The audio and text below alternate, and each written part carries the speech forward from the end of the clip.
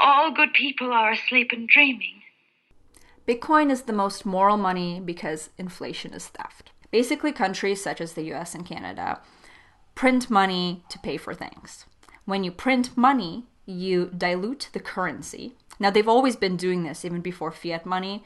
Rome did this with the denarius, and they would do like coin clipping, and they would also dilute literally the coins with different metals. So, by the end of the Roman Empire, there was like less than 10% of the silver in the silver coin. Our countries are doing this at like hyper speed right now because of COVID. Canada, for example, is the number one country for printing the most money during COVID. And both countries have incredible deficits, 3.3 trillion for the US and 400 billion for Canada. Keep in mind the population difference. Both of those numbers are really, really big relative to the population.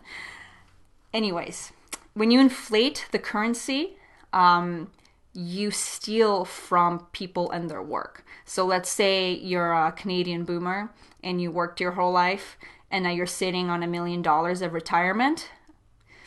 Guess what?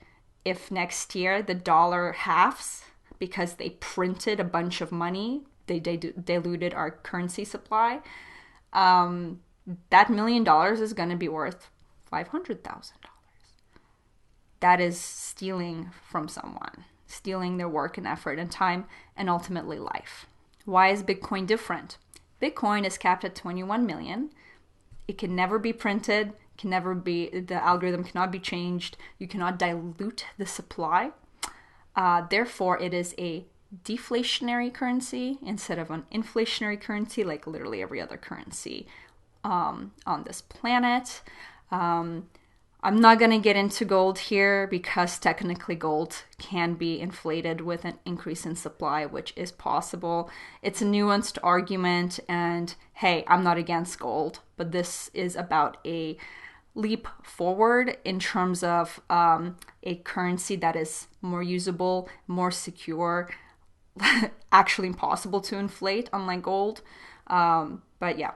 So if we admit that our current monetary system is theft, it's flawed, it's actually not secure, it's prone to crumbling and leaving people in poverty and actively stealing from people.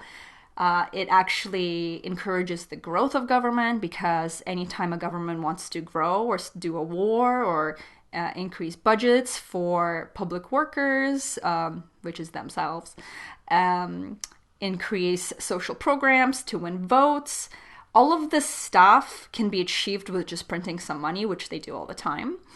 And it also increases the propensity towards a high time preference lifestyle, which we see with most millennials and younger.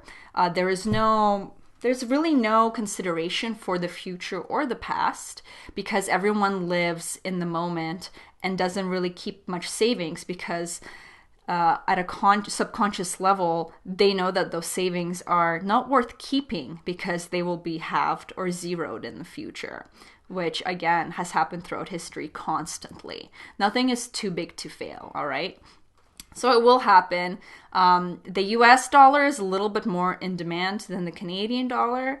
So I don't foresee the US dollar crashing hard too soon, but the Canadian dollar is totally effed. So when you have something like Bitcoin, which encourages a low time preference, then people are more likely to actually invest in their families, in their economies, in their land, because they know that the payout will come instead of being stolen from them. They are more likely to hold on and grow their wealth instead of just spending it as fast as they can on frivolous and indulgent things. And Bitcoin is really the currency that allows for that kind of mentality. So, we had this more so when the dollar was gold backed, and then when that was no more, then you can see a kind of a correlative factor with people living a faster, more carefree lifestyle once fiat became the norm. Your whole mindset changes. Why would you work hard when like your savings are just going to be stolen from you over time? Fiat money also encourages and enables government growth and bloat. So when a bureaucracy can just print money for itself and benefit those same people that are printing the money and the people they have connections with, so large corporations, large enterprise, politicians.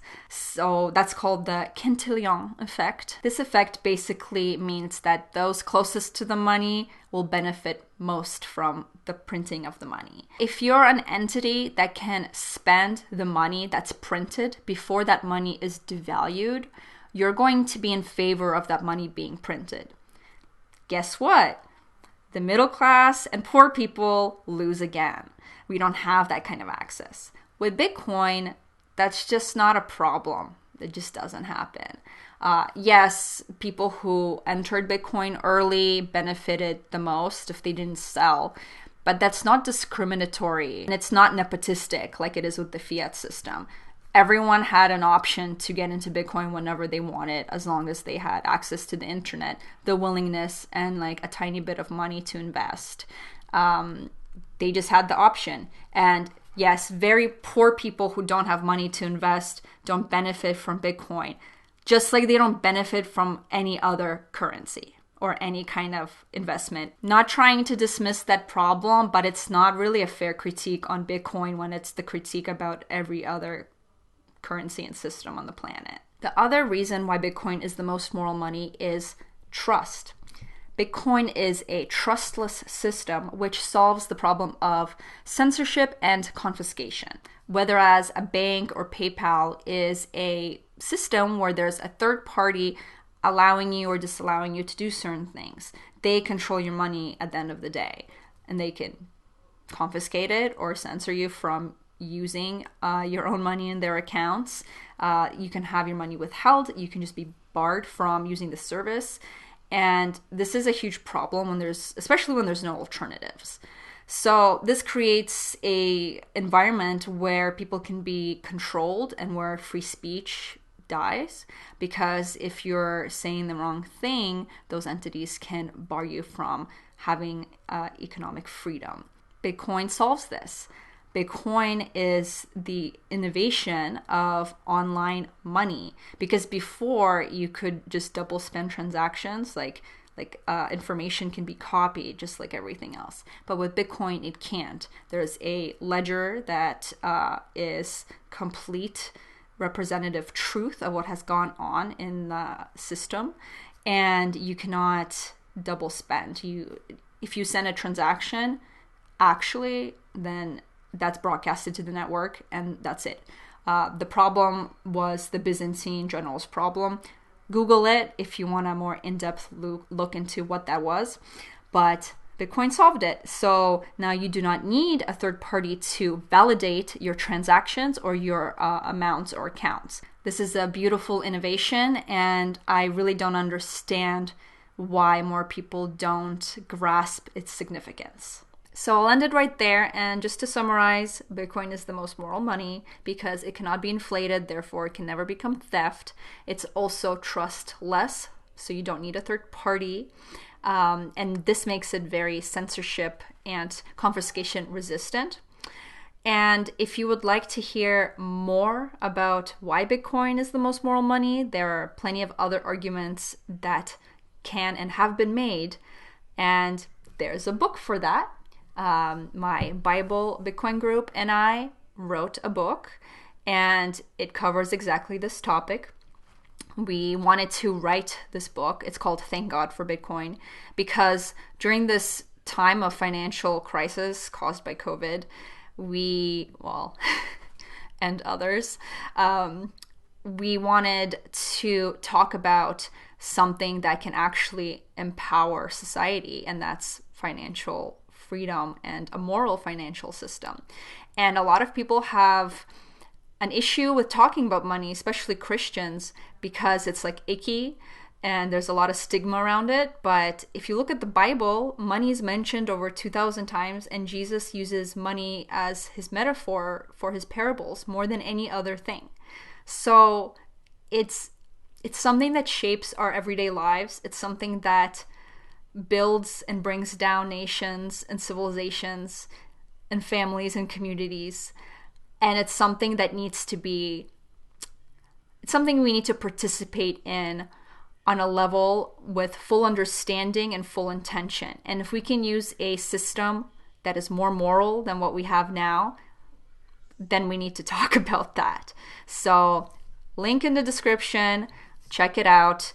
We will have a website and we will accept Bitcoin for the book, of course, but the book is actually being marketed towards Christians and non-Christians. I had some non-Christian friends read the book and they found it to be very helpful in terms of their understanding of the current monetary system. So it's not, just for Christians, but our target audience is Christians who are, a little bit interested in Bitcoin, and we would like to explain exactly why we as Christians support this monetary system. So anyways, I wish you all the sanity during this totally insane time and fruitfulness for your family and your community. God bless.